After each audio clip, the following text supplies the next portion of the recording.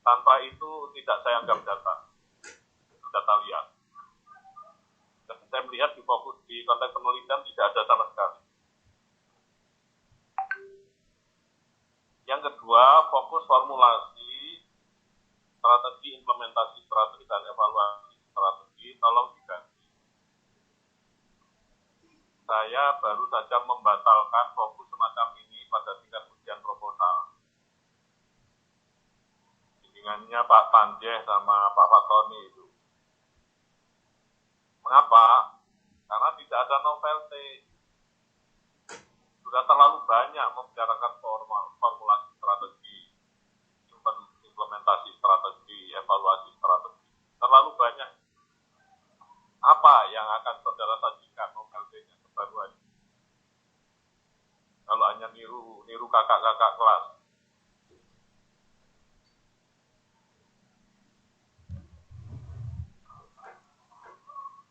Kemudian tujuan kok mendeskripsikan. Ini kan sudah saya jelaskan. Deskripsi itu level penjelasan, bukan tujuan. Kalau tujuannya mendeskripsikan, di sini hanya laporan. Disertasi sampai itu hanya laporan. Ya, kalau hanya laporan, itu disertasi paling rendah mutunya. Ya. Bahkan sebagian orang mengatakan, sebagian pakar mengatakan bukan disertasi itu laporan.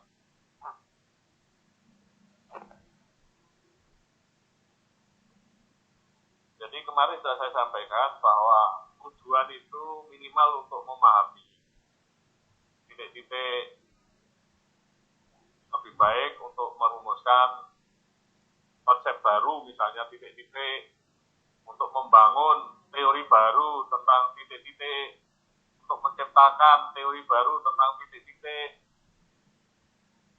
Itu yang pas untuk kualitatif. Kegunaan teoritif kok hanya dapat memperkuat teori. Ya. Kalau memperkuat teori itu nggak menemukan apa-apa.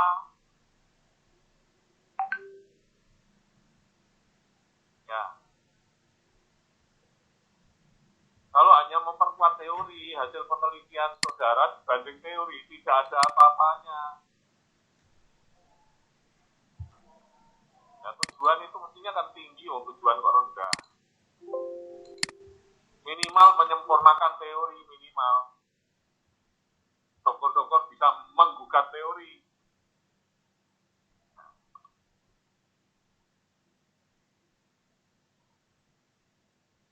Dan memberikan gambaran strategi kepala sekolah. Ketika bicara strategi kepala sekolah, kepala kemenak, ya, kepala kemenak,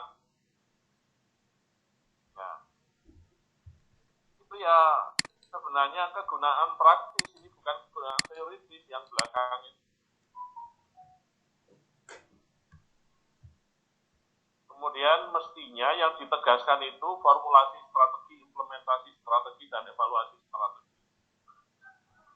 Cobalah mengerjakan begini itu menggunakan logika. Penegasan istilah itu untuk apa?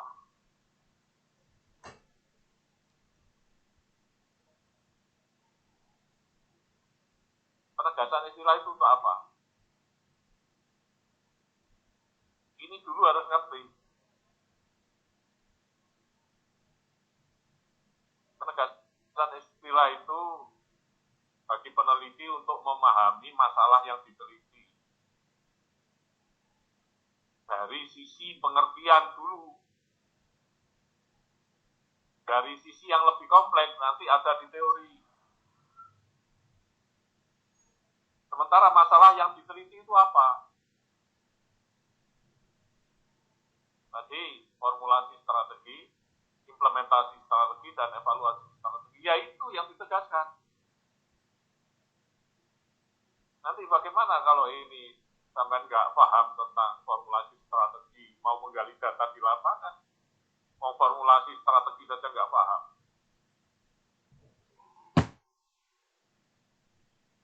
implementasi strategi apalagi formulasinya nggak paham, apalagi evaluasi strategi. Jadi reasoning berkali-kali reasoning itu harus dipahami.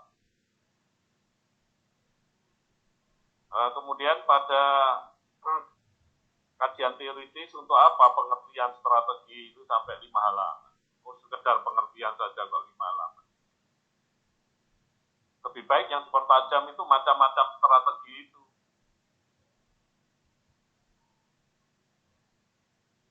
Nah, secara proporsional yang lebih baik lagi ya itu yang masalah yang diangkat untuk diteliti formulasi strategi, implementasi strategi, dan evaluasi strategi itu yang dipertajam. Tapi saya sarankan ini ganti yang lain, karena itu nanti insya Allah gagal nanti pada tingkat proposal itu. Saya sudah menggagalkan satu. Karena apa? Sudah terlalu banyak. Hanya niru-niru.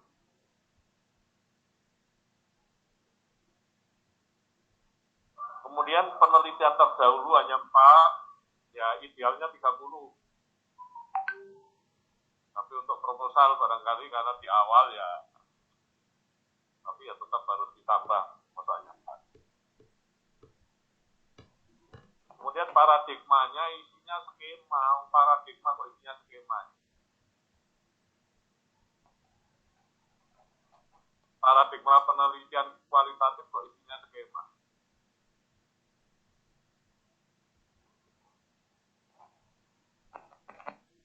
Itu masih terpengaruh paradigma penelitian kuantitatif. Paradigma penelitian kuantitatif kan hanya satu, positivistik. Nah, di situ ada variabel mayor, ada variabel bebas, ada variabel terikat. Sehingga ditunduk-tundukkan melalui skema itu. Kualitatif tidak begitu.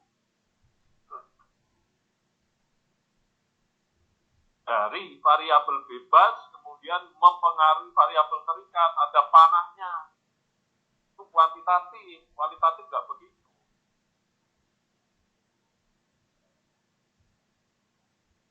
Meskipun saudara membaca bukunya Sugiono itu begitu. Tapi bagaimana Sugiono bisa menjawab bagaimana perbedaan skema antara paradigma interpretif dengan paradigma naturalistik, dengan paradigma konstruktivistik, dengan paradigma kritis, dengan paradigma humanistik, dengan paradigma disabilitas, dengan paradigma feminisme, dengan paradigma definisi sosial, dengan paradigma perilaku sosial, dengan paradigma pragmatis. Bagaimana perbedaan bentuk skemanya?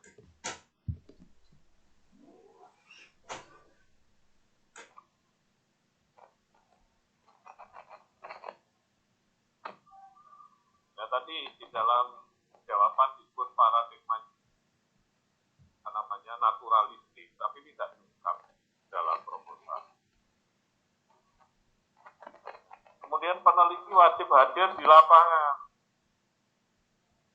Lalu ada kata-kata kehadiran peneliti dalam penelitian merupakan suatu keharusan, itu metodologi.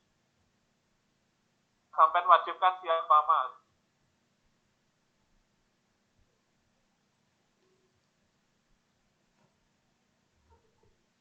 Kalau saya nulis metodologi penelitian, benar. Yang saya wajibkan adalah para peneliti. Nah, kalau peneliti sendiri, yang diwajibkan siapa?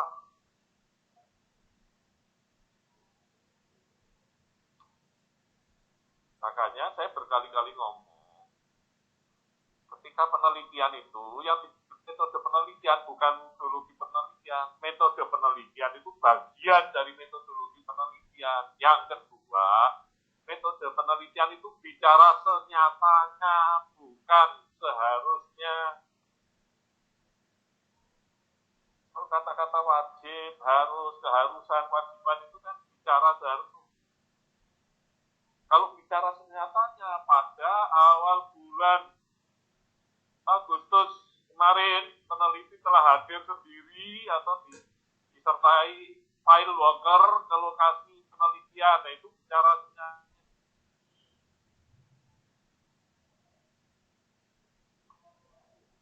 Kemudian di sini ada data sekunder. Dalam buku penelitian kualitatif beberapa buku ada ditulis data sekunder. Tapi kalau saya tidak setuju dengan data sekunder. Nah, coba penjelasannya.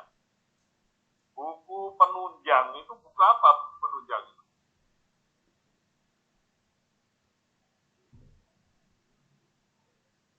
Buku apa? Buku penunjang itu.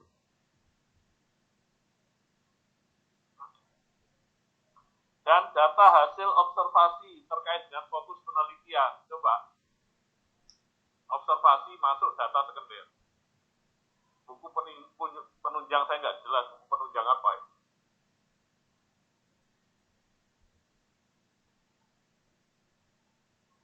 Saya, Pak Profesor Ibrahim Bafadol, itu satu buku dalam penelitian kualitatif tidak layak data sekunder. Karena kita memilih data, diberikan kewenangan untuk memilih data yang paling akurat.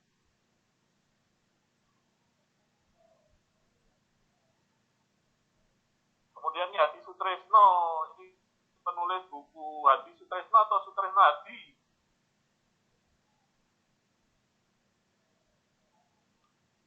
Tolong kalau Sutresno Hadi jangan dipakai karena dia peneliti kuantitatif. Miles dan Haberman supaya ditambah saldana, konsekuensi reduksi data supaya diganti kondensasi data. Ini loh pembaruannya tahun 2014. Jelas nggak ini? Jelas nggak? Jelas kok. Miles, Haberman, dan saldana. Ya. Di sini ada perubahan. Ya, ini terbit tahun 2014. Reduksi data itu kesannya pengurangan data. Diganti kondensasi data, meminjam istilah fisika. Artinya pemadatan maksudnya, pemadatan data. Kalau kita menggunakan Miles dan Haberman juga mengikuti pembaruannya, tapi dengan gandeng saldana.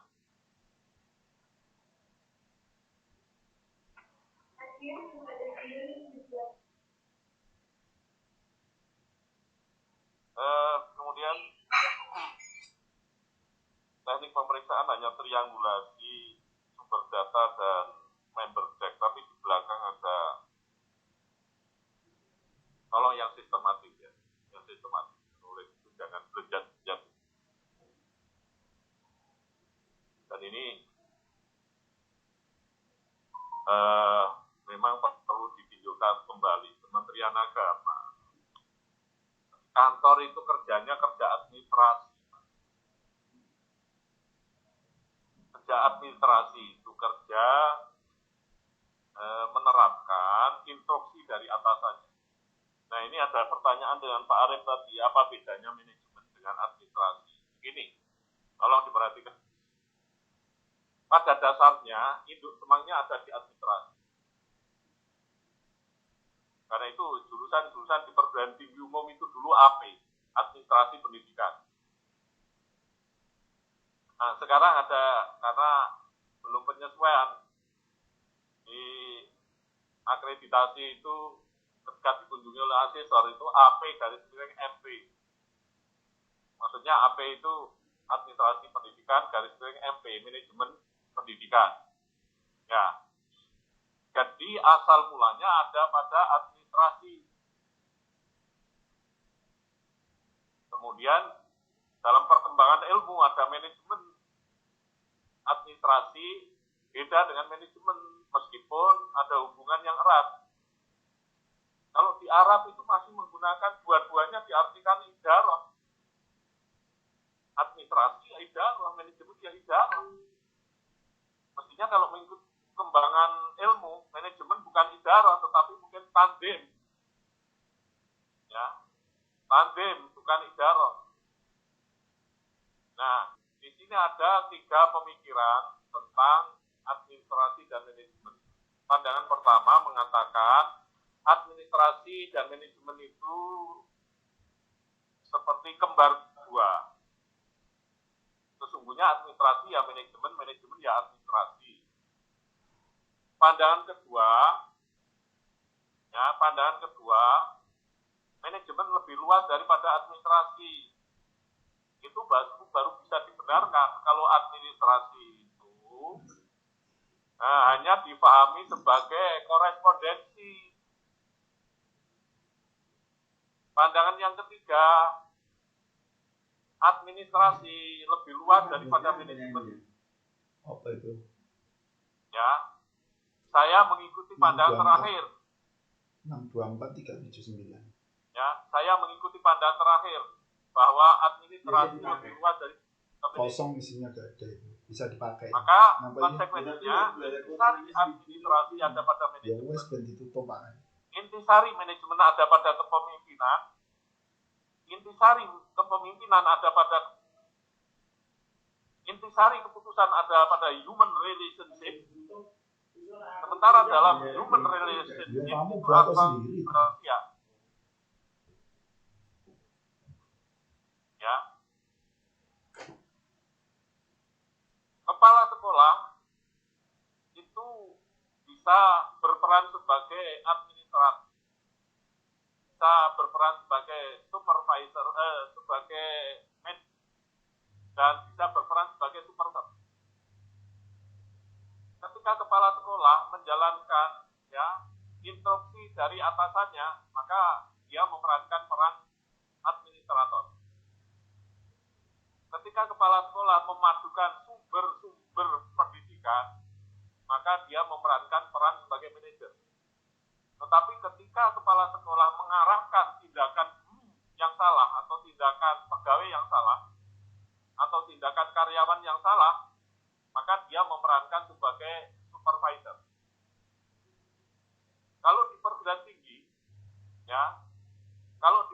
tinggi, rektor itu memerankan sebagai administrator dan manajer. Sedangkan supervisor itu diperankan oleh ketua program studi atau ketua jurusan. Karena ketua jurusan atau ketua program studi itu yang berhadapan langsung dengan para dosen. Dosen itu makhluk yang paling sulit diatur. Kalau dalam organisasi jelajah alam, persiapan sejak awal sampai akhir itu masuk kategori administrasi. Sedangkan jalur mana yang aman yang dilalui, start dari mana, istirahat di mana, kalau istirahat, kemudian finish di mana, itu masuk wilayah manajemen. Sedangkan kalau ada peserta jelajah alam yang keliru menempuh jalan, sementara ada kawannya yang tahu, oh itu salah, jalan ke situ curam sekali, tolong kembali, kemudian belok kanan, itu masuk wilayah supervisi. Masuk wilayah supervisi. Lalu apa bedanya manajemen dengan supervisi? Manajemen dilakukan di belakang meja. Kalau supervisi itu dilakukan di lapangan. Lapangan itu tidak harus lapangan sepak bola ya. Supervisi pendidikan ya di lembaga pendidikan. Supervisi perkebunan ya di kebun. Yang kedua, supervisi berusaha menghasilkan temuan. Sementara manajemen itu mengolah temuan dari supervisi itu kemudian menjadi kebijakan baru. Menjadi kebijakan baru.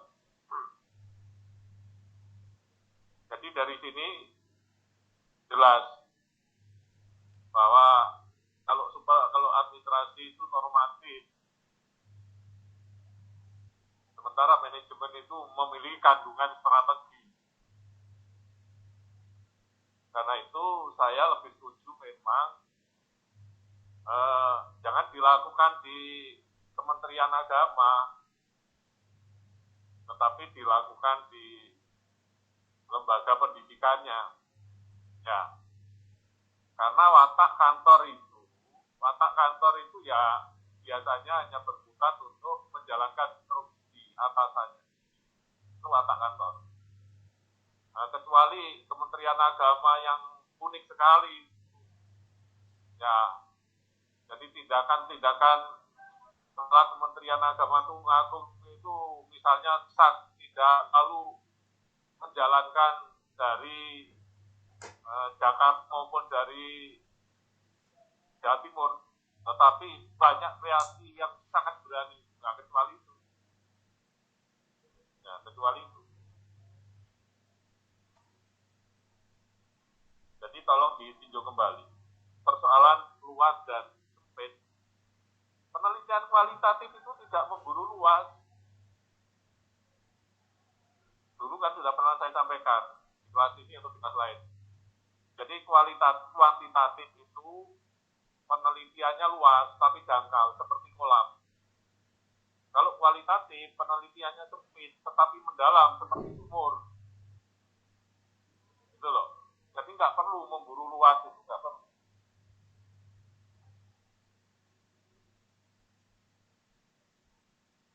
Kemudian makalah kedua konteksnya sama deduktif. Fokus penelitian masih diisi pertanyaan penelitian lagi. Ini berkali-kali saya sampaikan. Saya nggak ngerti, nggak paham atau gimana. Mau fokus penelitian kok isinya pertanyaan penelitian. Tujuan penelitian isinya pertanyaan bagaimana. Tujuan itu untuk pertanyaan penelitian menggunakan kata-kata tanya.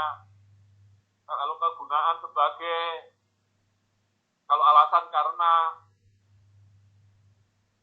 ada pasangannya sendiri.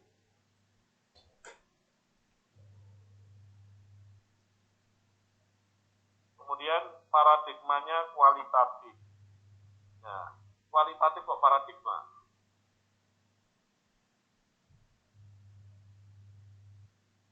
Tapi di sisi lain ditulis humanistik. Nah, kualitatif atau humanistik? Harus jelas. Paradigmanya kualitatif, pendekatannya kualitatif.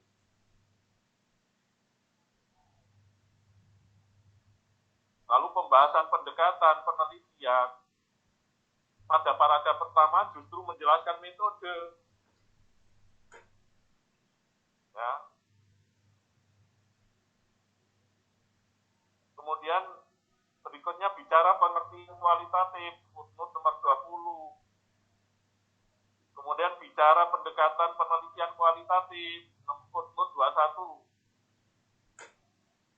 Kemudian bicara jenis penelitian kualitatif, footnote 25.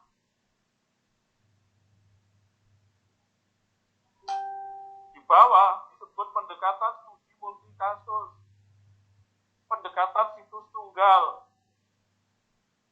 ada juga multisitus. Saya yakin penelitinya saja bingung, apalagi yang membaca. Kalau saudara menjelaskan pendekatan penelitian, ya pendekatan, jangan pindah-pindah. Kalau saudara bicara metode penelitian, ya metode. Jangan dicampuri yang lain-lain. Kalau saudara mengungkapkan metode pendekatannya, misalnya humanistik, ya humanistik. Jangan di satu sisi humanistik, di sisi lain kualitatif, di sisi lain pendekatan studi multikasus, di sisi lain pendekatan situs tunggal. Terus maksudnya.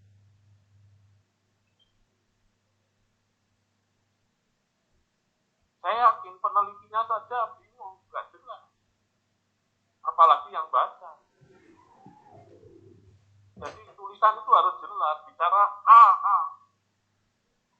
bicara B,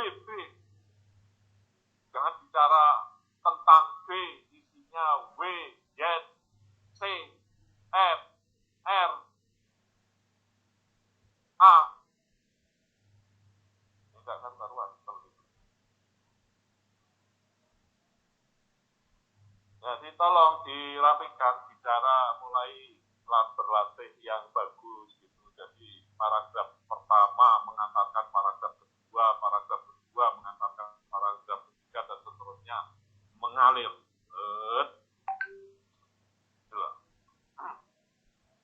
Kalau gini kan tumpang tindih gak karu-karuan. Pendekatannya disebut kualitatif, di sisi lain disebut humanistik, di sisi lain disebut sebagai kualitatif disebut sebagai jenis penelitian, tapi di sisi lain pendekatannya studi multi kasus, di sisi lain pendekatannya situs tunggal. Multi kasus, multi situs itu rancangan penelitian, bukan pendekatan.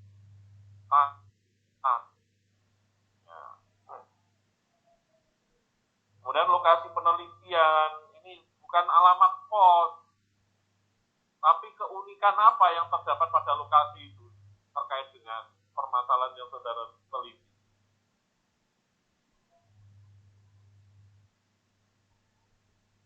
Kemudian pemaparan judul penelitian itu sekali saja di depan, nggak usah diulang-ulang. Diulang-ulang berkali-kali jelek itu hasilnya. Kemudian metode pengumpulan data ada observasi, wawancara, tidak cukup. Observasinya harus partisipan, wawancaranya wawancara mendalam. Nah, kaitannya dengan reduksi data sama dengan kasus pertama tadi. Ya, ini tadi, ini panduannya ini, kitab sucinya ini, kalau minus dana bermain. Yang terakhir.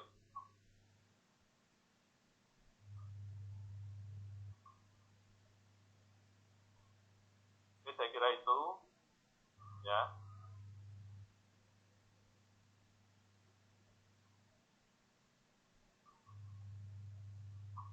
Ya. Oh iya, yang terkait dengan makalah kedua itu perlu dipertimbangkan. Jangan bicara pengukuran. Karena pengukuran itu ciri paling menonjol aliran filsafat positivisme yang menjadi landasan bagi penelitian kuantitatif yang bertolak belakang dengan penelitian kualitatif. Penelitian kuantitatif tidak mengukur, penelitian kualitatif tidak mengukur, tetapi menangkap makna. Ya, tidak mengukur. Nah, nanti untuk ini coba ditinjau kembali apakah yang dimaksudkan hanya pengendalian.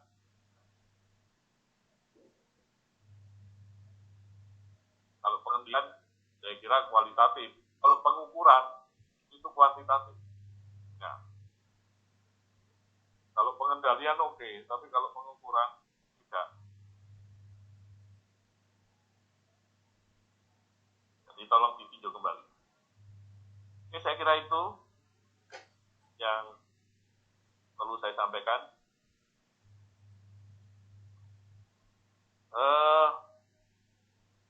Kemarin dari kelas ini banyak yang mengikuti bedah buku saya enggak?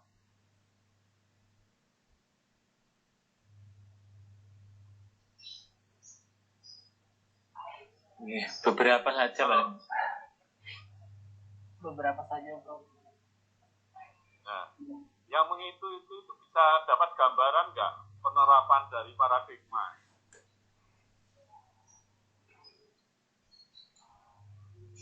Ya, sambil dipikir-pikir, Bro. Ya, otomatis sambil dipikir-pikir. Ya, hampir seperti itu. Jadi misalnya kalau paradigmanya integralistik, ya memadukan terus, berpikirnya memadukan. Nah, kalau paradigmanya sampean itu misalnya humanistik, maka karakteristik dari humanistik itu yang menjadi pikiran sampean sebagai peneliti. Ayo kan bisa. Dalam melakukan kegiatan penelitian.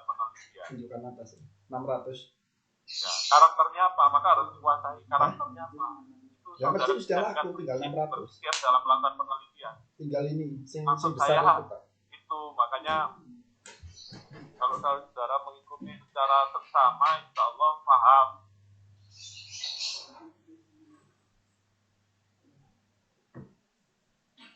Ya, ditransfer dalam substansinya, mekanismenya itu sama. Mekanismenya. Oke, saya kira itu saya akan pindah ke kelas B.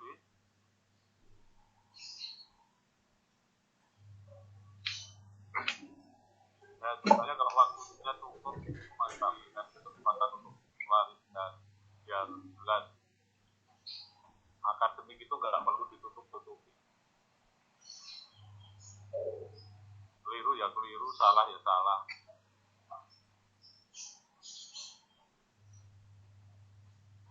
Cuma waktunya ya.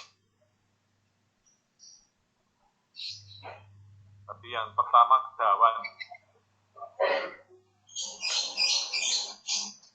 Saya nggak tahu kalau dua. Oke, saya kira itu saya saja. Mohon maaf bila